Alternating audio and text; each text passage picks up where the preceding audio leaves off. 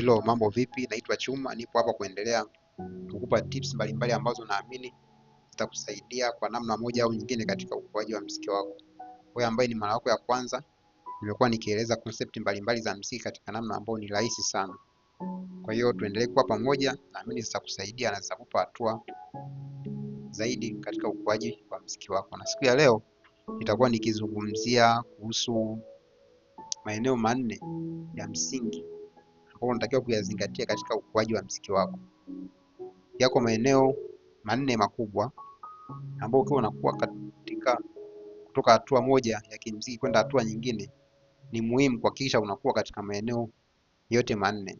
Watu wengi wamekuwa wakizingatia zaidi baadhi ya maeneo na kuyaacha maeneo mengine. Kwa hiyo inapunguza ufanisi na nitakwenda kukuelezea madhara yake yanakuwa ni yapi.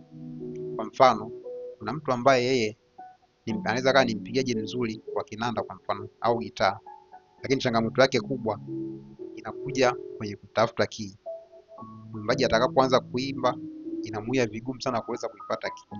Mpaka wimbo unaisha inawezekana akawa hajaipata bado.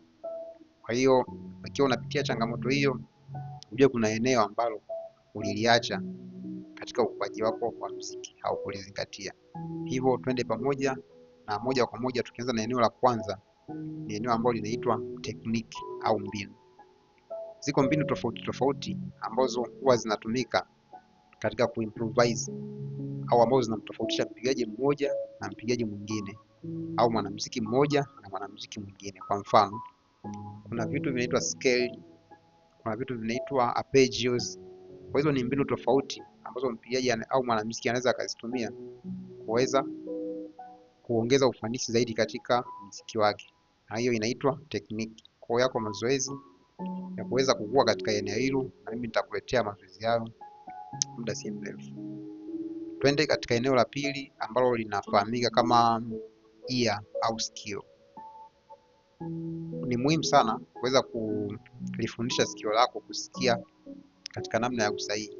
Nilitoa mfano mwanzoni kwamba kuna mtu ambaye anapiga vizuri kabisa, ila changamoto yake ipo ni inapofikia wakati wa kutafuta key, inakuwa ni changamoto kubwa kwake. Kwa kama unapitia changamoto hiyo, ujue uliliacha ili eneo la sikio. Wakati unakuwa katika maeneo mengine haukulizingatia ili eneo la sikio. Kwa hiyo mimi niko hapa kukupatia tip ambazo zitakusaidia kuweza kutoka katika hiyo changamoto. Moja kwa moja tukizungumzia eneo la tatu, ni eneo ambalo linaitwa theory au nadharia. Hii inamaanisha kwamba kama mwanamuziki inatakiwa uwe na uwezo wa kukielezea kile kitu ambacho unakifanya katika muziki. Mfano, ukiwa unapiga scale fulani, uwe na uwezo wa kuelezea hiyo scale kwamba hii ni scale inatumika hivi na hivi. Kwa kiujumla, nadharia ni uwezo wa kuzielezea concept na kuzielewa na kuzielezea concept mbalimbali ambazo unazitumia katika muziki. Kuna watu wengi ambao wamekuwa wakipiga vitu kwa kukariri, kama kuna kitu ashai kukipiga ile ukimwambia kinaitwa hivi, ndo anakuja kushtuka, kumbe hii ndo inamaanisha hivi. Kwa kama unapitia changamoto hiyo, maana yake haujaweza kukua vizuri kwenye eneo la nadharia, na eneo hili linakusaidia kuweza kuapply na kwenda mbele zaidi. Kwa mfano, ukiwa unatunga au unataka kutengeneza idea ambazo ni mpya, kama ni mtu ambaye mwanzo yako kukariri, itakupa ugumu na changamoto, ila kama unaelewa, hiyo itakupa urahisi. Na eneo la nne na la mwisho kwa siku ya leo ni eneo ambalo linaitwa libreto. Kwa lugha rahisi au kwa namna rahisi, hii tunamaanisha ni ile kuelewa muziki kwa ujumla, na hii inafanyika kwa kuzisikiliza nyimbo za aina tofauti tofauti.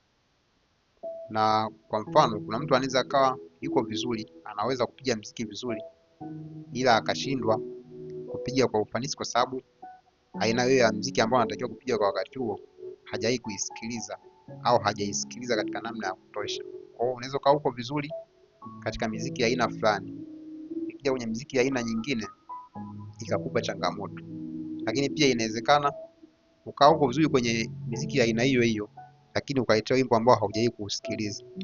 Unatakiwa kuupiga wimbo ambao haujausikiliza kabla. Kwa hiyo inaweza kukupa changamoto ukajikuta unapunguza ufanisi wako katika kuweza kufanya huo wimbo au aina hiyo ya muziki. Kwa hiyo ni vizuri kusikiliza aina tofauti tofauti za muziki ambao inapanua zaidi uelewa wako kuhusiana na muziki. Kwa hiyo kwa kifupi, hao ndio maeneo manne ambayo unatakiwa kuyazingatia katika ukuaji wa muziki wako, na mimi nitakuletea namna mbalimbali za kuweza kukua katika maeneo yote manne. Kwa kama una swali unaweza ukaniuliza na mimi nitakuja kukujibu, au kama unahitaji ushauri wowote kuhusiana na muziki, mfano unahitaji kununua kifaa chochote cha muziki au unahitaji kujifunza kifaa chochote cha muziki, nitaweka mawasiliano yangu hapo. Unaweza ukanitafuta tukazungumza zaidi na nikaweza kukusaidia kwenye changamoto yako. Karibu sana na uwe na wakati mwema.